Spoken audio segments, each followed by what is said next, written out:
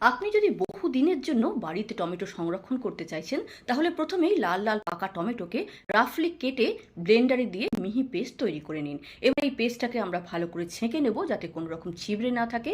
তারপরে মিহি পেস্টকে আমরা আঁচে বসাবো এবং পরিমাণ মতো এতে নুন এবং রঙটা যাতে খুব ভালো আসে তার জন্য শুকনো লঙ্কার গুঁড়ো তারপরে ফুটিয়ে ফুটিয়ে জলটা যখন একেবারে মরে যাবে তখন ভিনিগার মিশিয়ে আমরা এটাকে কাচের বোতলে রেখে ফ্রিজে রেখে স্টোর করতে পারি।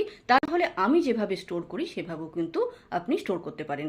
আমি বাড়িতে পড়ে থাকা বাচ্চাদের পুরনো টিফিন বক্সে এই টমেটো পিউরিটাকে দিয়ে আমি ফ্রিজে রেখে প্রথমে জমিয়ে নিই। তারপরে যখন জমে যায় তখন সেটাকে বার করে পিস পিস করে কেটে এয়ারটাইট কন্টেনার বা দুধের বা তেলের মোটা প্লাস্টিকে রেখেও কিন্তু আপনি ফ্রিজে রেখে অনেক দিন পর্যন্ত স্টোর করতে পারেন। এভাবে করলে বর্ষাকালে যখন টমেটো 100-150 টাকা কেজি হয়ে যায় তখন আপনি 10 টাকা কেজি টমেটোই খেতে পারবেন।